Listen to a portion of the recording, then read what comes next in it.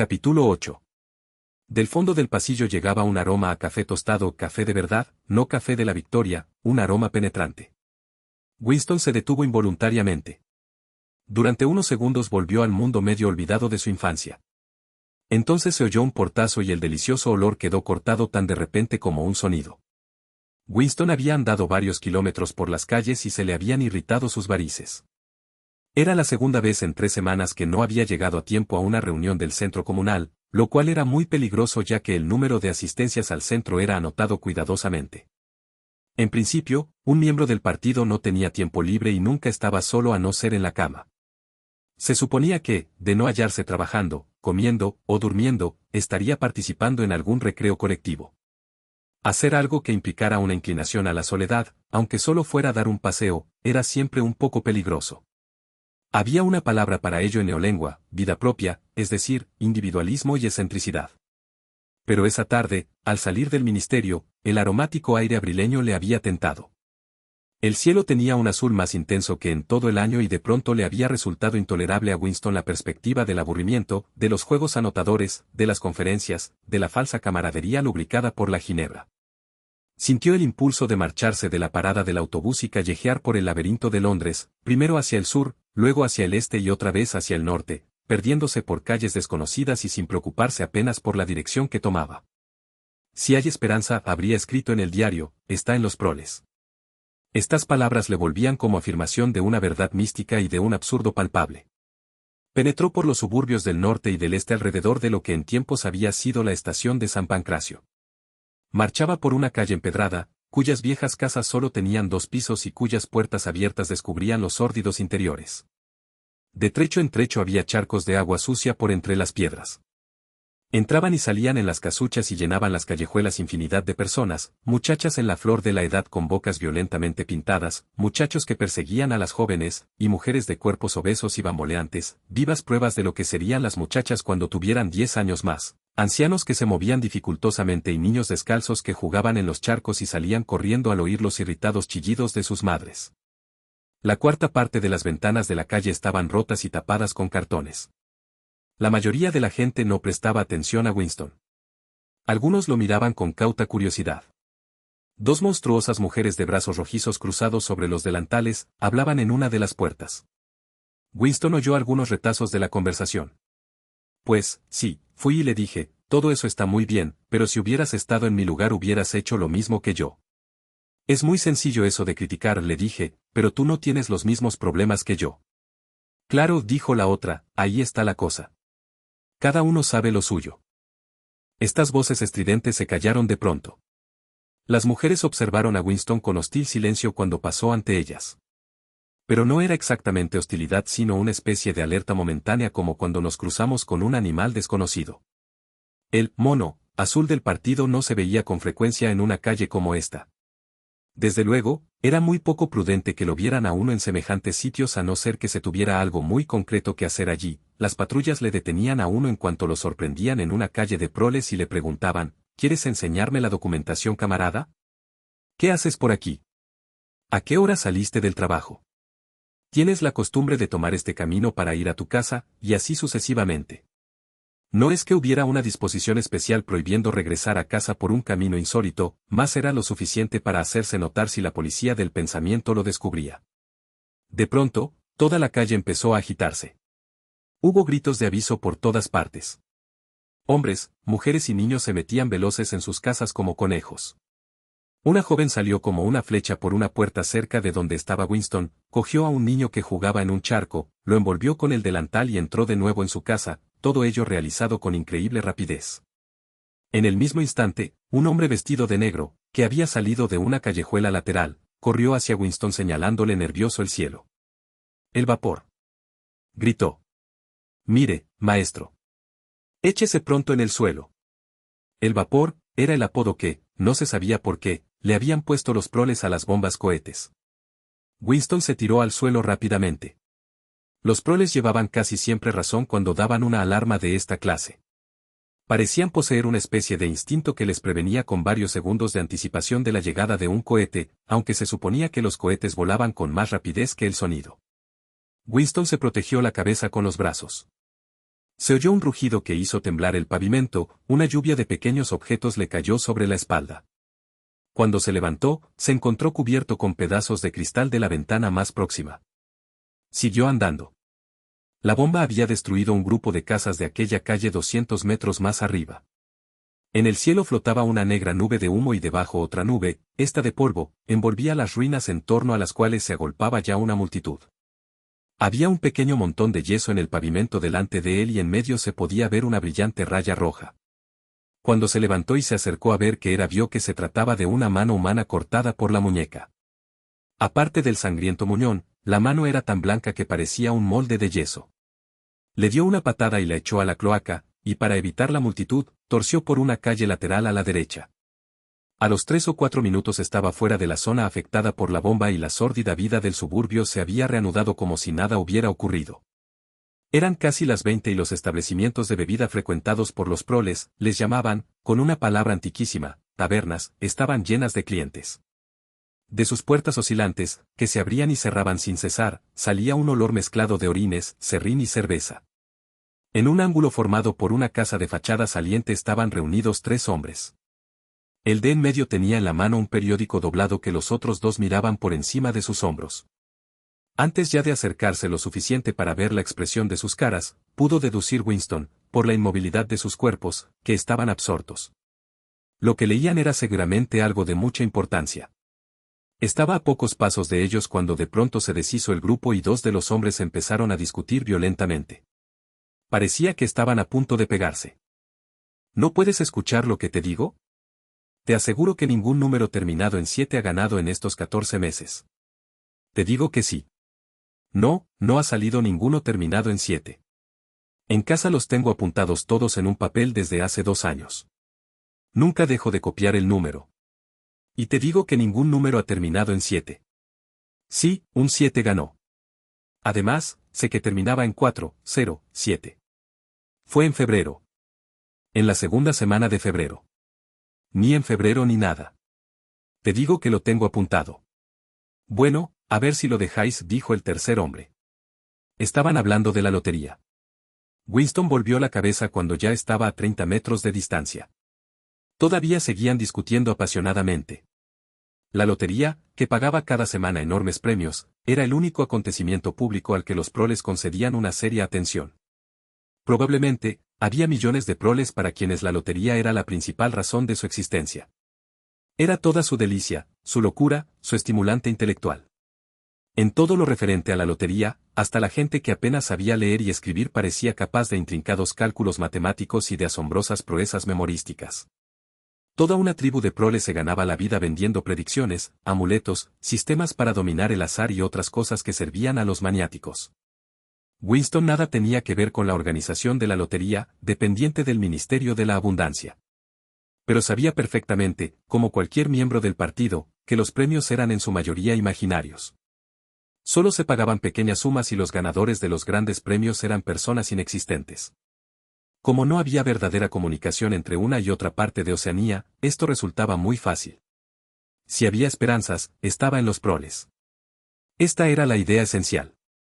Decirlo, sonaba a cosa razonable, pero al mirar a aquellos pobres seres humanos, se convertía en un acto de fe. La calle por la que descendía Winston, le despertó la sensación de que ya antes había estado por allí y que no hacía mucho tiempo fue una calle importante. Al final de ella había una escalinata por donde se bajaba a otra calle en la que estaba un mercadillo de legumbres. Entonces recordó Winston dónde estaba, en la primera esquina, a unos 5 minutos de marcha, estaba la tienda de compraventa donde él había adquirido el libro en blanco donde ahora llevaba su diario. Y en otra tienda no muy distante, había comprado la pluma y el frasco de tinta. Se detuvo un momento en lo alto de la escalinata. Al otro lado de la calle había una sórdida taberna cuyas ventanas parecían cubiertas de escarcha, pero solo era polvo. Un hombre muy viejo con bigotes blancos, encorvado, pero bastante activo, empujó la puerta oscilante y entró. Mientras observaba desde allí, se le ocurrió a Winston que aquel viejo, que por lo menos debía de tener 80 años, habría sido ya un hombre maduro cuando ocurrió la revolución. Él y unos cuantos como él eran los últimos eslabones que unían al mundo actual con el mundo desaparecido del capitalismo. En el partido no había mucha gente cuyas ideas se hubieran formado antes de la revolución. La generación más vieja había sido barrida casi por completo en las grandes purgas de los años 50 y 60 y los pocos que sobrevivieron vivían aterrorizados y en una entrega intelectual absoluta. Si vivía aún alguien que pudiera contar con veracidad las condiciones de vida en la primera mitad del siglo, tenía que ser un prole. De pronto recordó Winston el trozo del libro de historia que había copiado en su diario y le asaltó un impulso loco.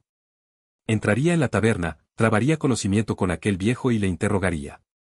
Le diría, cuénteme su vida cuando era usted un muchacho, ¿se vivía entonces mejor que ahora o peor? Precipitadamente, para no tener tiempo de asustarse, bajó la escalinata y cruzó la calle. Desde luego, era una locura. Como de costumbre, no había ninguna prohibición concreta de hablar con los proles y frecuentar sus tabernas, pero no podía pasar inadvertido ya que era rarísimo que alguien lo hiciera. Si aparecía alguna patrulla, Winston podría decir que se había sentido mal, pero no lo iban a creer. Empujó la puerta y le dio en la cara un repugnante olor a queso y a cerveza agria. Al entrar él, las voces casi se apagaron. Todos los presentes le miraban su mono azul. Unos individuos que jugaban al blanco con unos dardos se interrumpieron durante medio minuto. El viejo al que él había seguido estaba acodado en el bar discutiendo con el barman, un joven corpulento de nariz ganchuda y enormes antebrazos. Otros clientes, con vasos en la mano, contemplaban la escena. ¿Vas a decirme que no puedes servirme una pinta de cerveza?, decía el viejo. ¿Y qué demonios de nombre es ese de pinta?, preguntó el tabernero inclinándose sobre el mostrador con los dedos apoyados en él. Escuchad, presume de tabernero y no sabe lo que es una pinta. A este hay que mandarle a la escuela. Nunca he oído hablar de pintas para beber. Aquí se sirve por litros, medios litros. Ahí enfrente tiene usted los vasos en ese estante para cada cantidad de líquido. Cuando yo era joven, insistió el viejo, no bebíamos por litros ni por medios litros. Cuando usted era joven nosotros vivíamos en las copas de los árboles, dijo el tabernero guiñándoles el ojo a los otros clientes. Hubo una carcajada general y la intranquilidad causada por la llegada de Winston parecía haber desaparecido. El viejo enlojeció, se volvió para marcharse, refunfuñando, y tropezó con Winston. Winston lo cogió deferentemente por el brazo. ¿Me permite invitarle a beber algo?, dijo. Usted es un caballero, dijo el otro, que parecía no haberse fijado en el mono azul de Winston. Una pinta, quiera usted o no quiera, añadió agresivo dirigiéndose al tabernero. Este llenó 2 vasos de medio litro con cerveza negra. La cerveza era la única bebida que se podía conseguir en los establecimientos de bebidas de los proles. Estos no estaban autorizados a beber cerveza aunque en la práctica se la proporcionaban con mucha facilidad. El tiro al blanco con dardos estaba otra vez en plena actividad y los hombres que bebían en el mostrador discutían sobre billetes de lotería. Todos olvidaron durante unos momentos la presencia de Winston. Había una mesa debajo de una ventana donde el viejo y él podrían hablar sin miedo a ser oídos. Era terriblemente peligroso, pero no había telepantalla en la habitación. De esto se había asegurado Winston en cuanto entró. Debe usted de haber visto grandes cambios desde que era usted un muchacho, empezó a explorar Winston. La pálida mirada azul del viejo recorrió el local como si fuera allí donde los cambios habían ocurrido. La cerveza era mejor, dijo por último, y más barata. Cuando yo era un jovencito, la cerveza costaba 4 peniques los 3/4. Eso era antes de la guerra, naturalmente. ¿Qué guerra era esa?, preguntó Winston. Siempre hay alguna guerra, dijo el anciano con vaguedad. Levantó el vaso y brindó. A su salud, caballero. En su delgada garganta la nuez puntiaguda hizo un movimiento de sorprendente rapidez arriba y abajo y la cerveza desapareció. Winston se acercó al mostrador y volvió con otros 2 medios litros. Usted es mucho mayor que yo, dijo Winston. Cuando yo nací sería usted ya un hombre hecho y derecho. Usted puede recordar lo que pasaba en los tiempos anteriores a la revolución, en cambio, la gente de mi edad no sabe nada de esa época. Solo podemos leerlo en los libros, y lo que dicen los libros puede no ser verdad. Me gustaría saber su opinión sobre esto. Los libros de historia dicen que la vida anterior a la revolución era por completo distinta de la de ahora. Había una opresión terrible, injusticias, pobreza, en fin, que no puede uno imaginar siquiera lo malo que era aquello. Aquí, en Londres, la gran masa de gente no tenía que comer desde que nacían hasta que morían. La mitad de aquellos desgraciados no tenían zapatos que ponerse. Trabajaban 12 horas al día, dejaban de estudiar a los 9 años y en cada habitación dormían 10 personas. Y a la vez había algunos individuos, muy pocos, solo unos cuantos miles en todo el mundo, los capitalistas, que eran ricos y poderosos. Eran dueños de todo. Vivían en casas enormes y suntuosas con 30 criados, solo se movían en autos y coches de 4 caballos, bebían champán y llevaban sombrero de copa. El viejo se animó de pronto. «Sombreros de copa», exclamó. «Es curioso que los nombre usted. Ayer mismo pensé en ellos, no sé por qué. Me acordé de cuánto tiempo hace que no se ve un sombrero de copa. Han desaparecido por completo. La última vez que llevé uno fue en el entierro de mi cuñada. Y aquello fue, pues por lo menos hace 50 años, aunque la fecha exacta no puedo saberla. Claro, ya comprenderá usted que lo alquilé para aquella ocasión. Lo de los sombreros de copa no tiene gran importancia, dijo Winston con paciencia. Pero estos capitalistas, ellos, unos cuantos abogados y sacerdotes y los demás auxiliares que vivían de ellos, eran los dueños de la tierra. Todo lo que existía era para ellos. Ustedes, la gente corriente, los trabajadores, eran sus esclavos. Los capitalistas podían hacer con ustedes lo que quisieran. Por ejemplo, mandarlos al Canadá como ganado. Si se les antojaba, se podían acostar con las hijas de ustedes. Y cuando se enfadaban, los azotaban a ustedes con un látigo llamado el gato de 9 colas. Si se encontraban ustedes a un capitalista por la calle, tenían que quitarse la gorra. Cada capitalista salía acompañado por una pandilla de lacayos que... Lacayos. Ahí tiene usted una palabra que no he oído desde hace muchísimos años. Lacayos. Eso me recuerda muchas cosas pasadas. Hará medio siglo aproximadamente, solía pasear yo a veces por Hyde Park los domingos por la tarde para escuchar a unos tipos que pronunciaban discursos, Ejército de Salvación, católicos, judíos, indios. En fin, allí había de todo. Y uno de ellos, no puedo recordar el nombre, pero era un orador de primera, no hacía más que gritar, lacayos, lacayos de la burguesía. Esclavos de las clases dirigentes. Y también le gustaba mucho llamarlos parásitos y a los otros les llamaba hienas. Sí, una palabra algo así como hiena. Claro que se refería al Partido Laborista, ya se hará usted cargo. Winston tenía la sensación de que cada uno de ellos estaba hablando por su cuenta. Debía orientar un poco la conversación. Lo que yo quiero saber es si le parece a usted que hoy día tenemos más libertad que en la época de usted. ¿Le tratan a usted más como un ser humano? En el pasado, los ricos, los que estaban en lo alto. La Cámara de los Lores, evocó el viejo. Bueno, la Cámara de los Lores. Le pregunto a usted si esa gente le trataba como a un inferior por el simple hecho de que ellos eran ricos y usted pobre. Por ejemplo, ¿es cierto que tenía usted que quitarse la gorra y llamarles señor cuando se los cruzaba usted por la calle? El hombre reflexionó profundamente. Antes de contestar se bebió un cuarto de litro de cerveza. Sí, dijo por fin. Les gustaba que uno se llevara la mano a la gorra. Era una señal de respeto. Yo no estaba conforme con eso, pero lo hacía muchas veces. No tenía más remedio. ¿Y era habitual? Tenga usted en cuenta que estoy repitiendo lo que he leído en nuestros libros de texto para las escuelas, era habitual en aquella gente, en los capitalistas, empujarles a ustedes de la acera para tener libre el paso. Uno me empujó una vez, dijo el anciano. Lo recuerdo como si fuera ayer. Era un día de regatas nocturnas y en esas noches había mucha gente grosera, y me tropecé con un tipo joven y jactancioso en la avenida Shaftesbury. Era un caballero, iba vestido de etiqueta y con sombrero de copa. Venía haciendo zigzags por la acera y tropezó conmigo. Me dijo, ¿por qué no mira usted por dónde va? Yo le dije, a ver si se ha creído usted que ha comprado la acera. Y va y me contesta, le voy a dar a usted para el pelo si se descara así conmigo. Entonces yo le solté, usted está borracho y, si quiero, acabo con usted en medio minuto.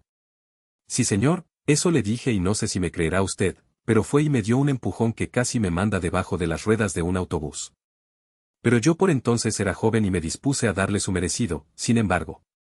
Winston perdía la esperanza de que el viejo le dijera algo interesante. La memoria de aquel hombre no era más que un montón de detalles. Aunque se pasara el día interrogándole, nada sacaría en claro. Según sus declaraciones, los libros de historia publicados por el partido podían seguir siendo verdad, después de todo, podían ser incluso completamente verídicos. Hizo un último intento. Quizás no me he explicado bien. Lo que trato de decir es esto, usted ha vivido mucho tiempo, la mitad de su vida ha transcurrido antes de la revolución. En 1925, por ejemplo, era usted ya un hombre. ¿Podría usted decir, por lo que recuerda de entonces, que la vida era en 1925 mejor que ahora o peor? Si tuviera usted que escoger, ¿preferiría usted vivir entonces o ahora? El anciano contempló meditabundo a los que tiraban al blanco. Terminó su cerveza con más lentitud que la vez anterior y por último habló con un tono filosófico y tolerante como si la cerveza lo hubiera dulcificado. Ya sé lo que espera usted que le diga. Usted querría que le dijera que prefiero volver a ser joven. Muchos lo dicen porque en la juventud se tiene salud y fuerza. En cambio, a mis años nunca se está bien del todo. Tengo muchos achaques. He de levantarme 6 y 7 veces por la noche cuando me da el dolor. Por otra parte, esto de ser viejo tiene muchas ventajas. Por ejemplo, las mujeres no le preocupan a uno y eso es una gran ventaja. Yo hace 30 años que no he estado con una mujer, no sé si me creerá usted. Pero lo más grande es que no he tenido ganas. Winston se apoyó en el alféizar de la ventana. Era inútil proseguir. Iba a pedir más cerveza cuando el viejo se levantó de pronto y se dirigió renqueando hacia el urinario apestoso que estaba al fondo del local. Winston siguió unos minutos sentado contemplando su vaso vacío y, casi sin darse cuenta, se encontró otra vez en la calle. Dentro de 20 años, a lo más pensó, la inmensa y sencilla pregunta, ¿era la vida antes de la revolución mejor que ahora? Dejaría de tener sentido por completo. Pero ya ahora era imposible contestarla, puesto que los escasos supervivientes del mundo antiguo eran incapaces de comparar una época con otra. Recordaban 1.000.000 de cosas insignificantes, una pelea con un compañero de trabajo, la búsqueda de una bomba de bicicleta que habían perdido, la expresión habitual de una hermana fallecida hacía muchos años, los torbellinos de polvo que se formaron en una mañana tormentosa hace 70 años, pero todos los hechos trascendentales quedaban fuera del radio de su atención. Eran como las hormigas, que pueden ver los objetos pequeños, pero no los grandes. Y cuando la memoria fallaba y los testimonios escritos eran falsificados, las pretensiones del partido de haber mejorado las condiciones de la vida humana tenían que ser aceptadas necesariamente porque no existía ni volvería nunca a existir un nivel de vida con el cual pudieran ser comparadas. En aquel momento el fluir de sus pensamientos se interrumpió de repente. Se detuvo y levantó la vista. Se halla en una calle estrecha con unas cuantas tiendecitas oscuras salpicadas entre casas de vecinos. Exactamente encima de su cabeza pendían unas bolas de metal descoloridas que habían sido doradas. Conocía este sitio. Era la tienda donde había comprado el diario. Sintió miedo. Ya había sido bastante arriesgado comprar el libro y se había jurado a sí mismo no aparecer nunca más por allí. Sin embargo, en cuanto permitió a sus pensamientos que corrieran en libertad, le habían traído sus pies a aquel mismo sitio.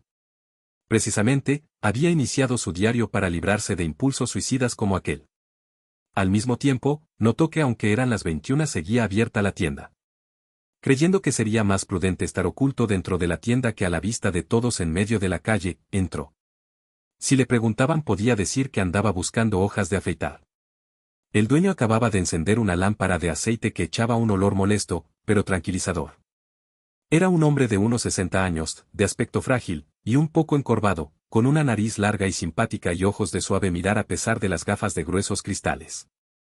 Su cabello era casi blanco, pero las cejas, muy pobladas, se conservaban negras. Sus gafas, sus movimientos acompañados y el hecho de que llevaba una vieja chaqueta de terciopelo negro le daban un cierto aire intelectual como si hubiera sido un hombre de letras o quizás un músico. De voz suave, algo apagada, tenía un acento menos marcado que la mayoría de los proles. «Le reconocí a usted cuando estaba ahí fuera parado», dijo inmediatamente. «Usted es el caballero que me compró aquel álbum para regalárselo, seguramente, a alguna señorita. Era de muy buen papel. Papel crema, solían llamarle. Por lo menos hace 50 años que no se ha vuelto a fabricar un papel como ese», miró a Winston por encima de sus gafas. «¿Puedo servirle en algo especial? ¿O solo quería usted echar un vistazo?» «Pasaba por aquí», dijo Winston vagamente. «He entrado a mirar estas cosas. No deseo nada concreto». «Me alegro», dijo el otro, «porque no creo que pudiera haberle servido». Hizo un gesto de disculpa con su fina mano derecha. «Ya ve usted, la tienda está casi vacía. Entre nosotros, le diré que el negocio de antigüedades está casi agotado. Ni hay clientes ni disponemos de género. Los muebles, los objetos de porcelana y de cristal, todo eso ha ido desapareciendo poco a poco, y los hierros artísticos y demás metales han sido fundidos casi en su totalidad. No he vuelto a ver un candelabro de bronce desde hace muchos años. En efecto, el interior de la pequeña tienda estaba atestado de objetos, pero casi ninguno de ellos tenía el más pequeño valor. Había muchos cuadros que cubrían por completo las paredes. En el escaparate se exhibían portaplumas rotos, cinceles mellados, relojes mohosos que no pretendían funcionar y otras baratijas. Solo en una mesita de un rincón había algunas cosas de interés, cajitas de rapé, broches de ágata, etc. Al acercarse Winston a esta mesa le sorprendió un objeto redondo y brillante que cogió para examinarlo. Era un trozo de cristal en forma de hemisferio. Tenía una suavidad muy especial, tanto por su color como por la calidad del cristal. En su centro, aumentado por la superficie curvada, se veía un objeto extraño que recordaba a una rosa o una anémona. ¿Qué es esto?, dijo Winston, fascinado. Eso es coral, dijo el hombre. Creo que procede del Océano Índico. Solían engarzarlo dentro de una cubierta de cristal. Por lo menos hace un siglo que lo hicieron. Seguramente más, a juzgar por su aspecto. Es de una gran belleza, dijo Winston. De una gran belleza, sí, señor, repitió el otro con tono de entendido. Pero hoy día no hay muchas personas que lo sepan reconocer caras peor. Si usted quisiera comprarlo, le costaría $4. Recuerdo el tiempo en que una cosa como esta costaba 8 libras, y 8 libras representaban, en fin, no sé exactamente cuánto, desde luego, muchísimo dinero. Pero, ¿quién se preocupa hoy por las antigüedades auténticas, por las pocas que han quedado? Winston pagó inmediatamente los $4 y se guardó el codiciado objeto en el bolsillo. Lo que le atraía de él no era tanto su belleza como el aire que tenía de pertenecer a una época completamente distinta de la actual. Aquel cristal no se parecía a ninguno de los que él había visto. Era de una suavidad extraordinaria, con reflejos acuosos. Era el coral doblemente atractivo por su aparente inutilidad, aunque Winston pensó que en tiempos lo habían utilizado como pisapapeles. Pesaba mucho, pero afortunadamente, no le abultaba demasiado en el bolsillo. Para un miembro del partido era comprometedor llevar una cosa como aquella. Todo lo antiguo, y mucho más lo que tuviera alguna belleza, resultaba vagamente sospechoso. El dueño de la tienda pareció alegrarse mucho de cobrar los $4. Winston comprendió que se habría contentado con 3 e incluso con 2. Arriba tengo otra habitación que quizás le interesara a usted ver, le propuso. No hay gran cosa en ella, pero tengo 2 o 3 piezas. Llevaremos una luz. Encendió otra lámpara y agachándose subió lentamente por la empinada escalera, de peldaños medio rotos. Luego entraron por un pasillo estrecho siguiendo hasta una habitación que no daba a la calle, sino a un patio y a un bosque de chimeneas. Winston notó que los muebles estaban dispuestos como si fuera a vivir alguien en el cuarto. Había una alfombra en el suelo, un cuadro o dos en las paredes, y un sillón junto a la chimenea. Un antiguo reloj de cristal, en cuya esfera figuraban las 12 horas, estilo antiguo, emitía su tic-tac desde la repisa de la chimenea. Bajo la ventana y ocupando casi la cuarta parte de la estancia había una enorme cama con el colchón descubierto. Aquí vivíamos hasta que murió mi mujer, dijo el vendedor disculpándose. Voy vendiendo los muebles poco a poco. Esa es una preciosa cama de caoba. Lo malo son las chinches. Si hubiera manera de acabar con ellas. Sostenía la lámpara lo más alto posible para iluminar toda la habitación y a su débil luz resultaba aquel sitio muy acogedor. A Winston se le ocurrió pensar que sería muy fácil alquilar este cuarto por unos cuantos $1 a la semana si se decidiera a correr el riesgo. Era una idea descabellada, desde luego, pero el dormitorio había despertado en él una especie de nostalgia, un recuerdo ancestral. Le parecía saber exactamente lo que se experimentaba al reposar en una habitación como aquella, hundido en un butacón junto al fuego de la chimenea mientras se calentaba la tetera en las brasas. Allí solo, completamente seguro, sin nadie más que le vigilara a uno, sin voces que le persiguieran ni más sonido que el murmullo de la tetera y el amable tic-tac del reloj. No hay telepantalla. Se le escapó en voz baja. Ah, dijo el hombre. Nunca he tenido esas cosas. Son demasiado caras. Además no veo la necesidad. Fíjese en esa mesita de aquella esquina. Aunque, naturalmente, tendría usted que poner nuevos goznes si quisiera utilizar las alas. En otro rincón había una pequeña librería. Winston se apresuró a examinarla. No había ningún libro interesante en ella. La caza y destrucción de libros se había realizado de un modo tan completo en los barrios proles como en las casas del partido y en todas partes. Era casi imposible que existiera en toda Oceanía un ejemplar de un libro impreso antes de 1960. El vendedor, sin dejar la lámpara, se había detenido ante un cuadrito enmarcado en palo rosa, colgado al otro lado de la chimenea, frente a la cama. Si le interesan a usted los grabados antiguos, propuso delicadamente. Winston se acercó para examinar el cuadro.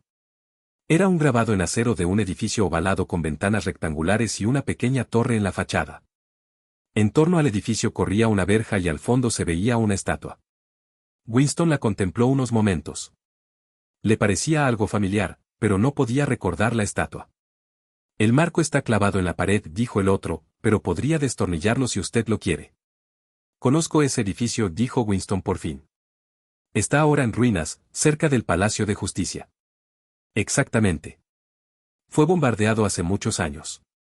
En tiempos fue una iglesia. Creo que la llamaban San Clemente. Sonrió como disculpándose por haber dicho algo ridículo y añadió. Naranjas y limones, dicen las campanas de San Clemente. ¿Cómo? Dijo Winston. Es de unos versos que yo sabía de pequeño.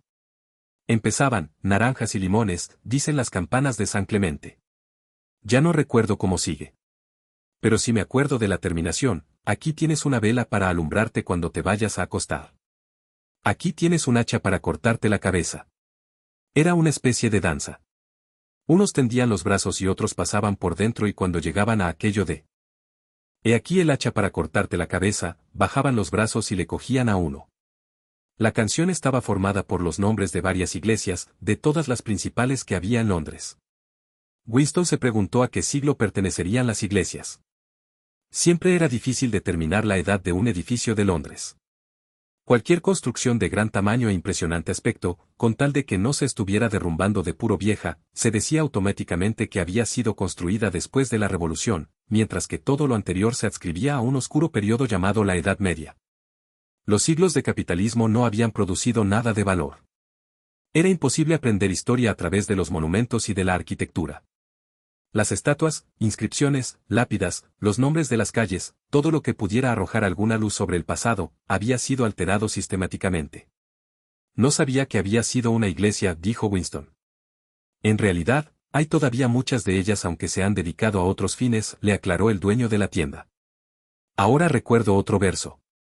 Naranjas y limones, dicen las campanas de San Clemente, me debes 3 peniques, dicen las campanas de San Martín. No puedo recordar más versos. ¿Dónde estaba San Martín? Dijo Winston. ¿San Martín? Está todavía en pie. Sí, en la Plaza de la Victoria, junto al Museo de Pinturas. Es una especie de porche triangular con columnas y grandes escalinatas. Winston conocía bien aquel lugar. El edificio se usaba para propaganda de varias clases, exposiciones de maquetas de bombas cohete y de fortalezas volantes, grupos de figuras de cera que ilustraban las atrocidades del enemigo y cosas por el estilo. San Martín de los Campos, como le llamaban, aclaró el otro, aunque no recuerdo que hubiera campos por esa parte. Winston no compró el cuadro. Hubiera sido una posesión aún más incongruente que el pisapapeles de cristal e imposible de llevar a casa a no ser que le hubiera quitado el marco. Pero se quedó unos minutos más hablando con el dueño, cuyo nombre no era Weeks como él había supuesto por el rótulo de la tienda, sino Charrington. El señor Charrington era viudo, tenía 63 años y había habitado en la tienda desde hacía 30. En todo este tiempo había pensado cambiar el nombre que figuraba en el rótulo, pero nunca había llegado a convencerse de la necesidad de hacerlo. Durante toda su conversación, la canción medio recordada le zumbaba a Winston en la cabeza. Naranjas y limones, dicen las campanas de San Clemente, me debes 3 peniques, dicen las campanas de San Martín. Era curioso que al repetirse esos versos tuviera la sensación de estar oyendo campanas, las campanas de un Londres desaparecido o que existía en alguna parte. Winston, sin embargo, no recordaba haber oído campanas en su vida. Salió de la tienda del señor Charrington. Se había adelantado a él desde el piso de arriba. No quería que lo acompañase hasta la puerta para que no se diera cuenta de que reconocía la calle por si había alguien. En efecto, había decidido volver a visitar la tienda cuando pasara un tiempo prudencial, por ejemplo, un mes. Después de todo, esto no era más peligroso que faltar una tarde al centro. Lo más arriesgado había sido volver después de comprar el diario sin saber si el dueño de la tienda era de fiar. Sin embargo, sí, pensó otra vez, volvería. Compraría más objetos antiguos y bellos. Compraría el grabado de San Clemente y se lo llevaría a casa sin el marco escondiéndolo debajo del mono. Le haría recordar al señor Charrington el resto de aquel poema. Incluso el desatinado proyecto de alquilar la habitación del primer piso, le tentó de nuevo. Durante unos 5 segundos, su exaltación le hizo imprudente y salió a la calle sin asegurarse antes por el escaparate de que no pasaba nadie. Incluso empezó a tararear con música improvisada. Naranjas y limones, dicen las campanas de San Clemente, me debes 3 peniques, dícenlas. De pronto pareció helársele el corazón y derretírsele las entrañas. Una figura en mono azul avanzaba hacia él a unos 10 metros de distancia. Era la muchacha del departamento de novela, la joven del cabello negro. Anochecía, pero podía reconocerla fácilmente. Ella lo miró directamente a la cara y luego apresuró el paso y pasó junto a él como si no lo hubiera visto. Durante unos cuantos segundos, Winston quedó paralizado. Luego torció a la derecha y anduvo sin notar que iba en dirección equivocada. De todos modos, era evidente que la joven lo espiaba. Tenía que haber ido seguido hasta allí, pues no podía creerse que por pura casualidad hubiera estado paseando en la misma tarde por la misma callejuela oscura a varios kilómetros de distancia de todos los barrios habitados por los miembros del partido. Era una coincidencia demasiado grande. Que fuera una agente de la policía del pensamiento o solo una espía aficionada que actuase por oficiosidad, poco importaba. Bastaba con que estuviera viéndolo. Probablemente, lo había visto también en la taberna. Le costaba gran trabajo andar. El pisapapeles de cristal que llevaba en el bolsillo le golpeaba el muslo a cada paso y estuvo tentado de arrojarlo muy lejos. Lo peor era que le dolía el vientre. Por unos instantes tuvo la seguridad de que se moriría si no encontraba enseguida un retrete público, pero en un barrio como aquel no había tales comodidades. Afortunadamente, se le pasaron esas angustias quedándole solo un sordo dolor. La calle no tenía salida. Winston se detuvo, preguntándose qué haría. Mas hizo lo único que le era posible, volver a recorrería hasta la salida. Solo hacía 3 minutos que la joven se había cruzado con él, y si corría, podría alcanzarla. Podría seguirla hasta algún sitio solitario y romperle allí el cráneo con una piedra. Le bastaría con el pisapapeles. Pero abandonó enseguida esta idea, ya que le era intolerable realizar un esfuerzo físico. No podía correr ni dar el golpe. Además, la muchacha era joven y vigorosa y se defendería bien. Se le ocurrió también acudir al centro comunal y estarse allí hasta que cerraran para tener una coartada de su empleo del tiempo durante la tarde. Pero aparte de que sería solo una coartada parcial, el proyecto era imposible de realizar. Le invadió una mortal laxitud. Solo quería llegar a casa pronto y descansar. Eran más de las 22 cuando regresó al piso. Apagarían las luces a las 23:30. Entró en su cocina y se tragó casi una taza de ginebra de la Victoria. Luego se dirigió a la mesita, sentóse y sacó el diario del cajón. Pero no lo abrió enseguida. En la telepantalla una violenta voz femenina cantaba una canción patriótica a grito pelado. Observó la tapa del libro intentando inútilmente no prestar atención a la voz. Las detenciones no eran siempre de noche. Lo mejor era matarse antes de que lo cogieran a uno. Algunos lo hacían. Muchas de las llamadas desapariciones no eran más que suicidios. Pero hacía falta un valor desesperado para matarse en un mundo donde las armas de fuego y cualquier veneno rápido y seguro eran imposibles de encontrar. Pensó con asombro en la inutilidad biológica del dolor y del miedo, en la traición del cuerpo humano, que siempre se inmoviliza en el momento exacto en que es necesario realizar algún esfuerzo especial. Podía haber eliminado a la muchacha morena solo con haber actuado rápida y eficazmente, pero precisamente por lo extremo del peligro en que se hallaba había perdido la facultad de actuar. Le sorprendió que en los momentos de crisis no estemos luchando nunca contra un enemigo externo, sino siempre contra nuestro propio cuerpo. Incluso ahora, a pesar de la ginebra, la sorda molestia de su vientre le impedía pensar ordenadamente. Y lo mismo ocurre en todas las situaciones aparentemente heroicas o trágicas. En el campo de batalla, en la cámara de las torturas, en un barco que naufraga, se olvida siempre porque se debate uno ya que el cuerpo acaba llenando el universo, e incluso cuando no estamos paralizados por el miedo o chillando de dolor, la vida es una lucha de cada momento contra el hambre, el frío o el insomnio, contra un estómago dolorido o un dolor de muelas. Abrió el diario. Era importante escribir algo. La mujer de la telepantalla había empezado una nueva canción. Su voz se le clavaba a Winston en el cerebro como pedacitos de vidrio. Procuró pensar en O'Brien, a quien dirigía su diario, pero en vez de ello, empezó a pensar en las cosas que le sucederían cuando lo detuviera la policía del pensamiento. No importaba que lo matasen a uno enseguida. Esa muerte era la esperada. Pero antes de morir, nadie hablaba de estas cosas aunque nadie las ignoraba, había que pasar por la rutina de la confesión, arrastrarse por el suelo, gritar pidiendo misericordia, el chasquido de los huesos rotos, los dientes partidos y los mechones ensangrentados de pelo. ¿Para qué sufrir todo esto si el fin era el mismo? ¿Por qué no ahorrarse todo esto? Nadie escapaba a la vigilancia ni dejaba de confesar. El culpable de criminal estaba completamente seguro de que lo matarían antes o después. ¿Para qué, pues, todo ese horror que nada alteraba? Por fin, consiguió evocar la imagen de O'Brien. Nos encontraremos en el sitio donde no hay oscuridad, le había dicho O'Brien en el sueño. Winston sabía lo que esto significaba, o se figuraba saberlo. El lugar donde no hay oscuridad era el futuro imaginado, que nunca se vería, pero, por adivinación, podría uno participar en él místicamente. Con la voz de la telepantalla zumbándole en los oídos no podía pensar con hilación. Se puso un cigarrillo en la boca. La mitad del tabaco se le cayó en la lengua, un polvillo amargo que luego no se podía escupir. El rostro del gran hermano flotaba en su mente desplazando al de O'Brien. Lo mismo que había hecho unos días antes, se sacó una moneda del bolsillo y la contempló. El rostro le miraba pesado, tranquilo, protector. Pero, ¿qué clase de sonrisa se escondía bajo el oscuro bigote? Las palabras de las consignas martillaban el cerebro de Winston. La guerra es la paz. La libertad es la esclavitud, la ignorancia es la fuerza.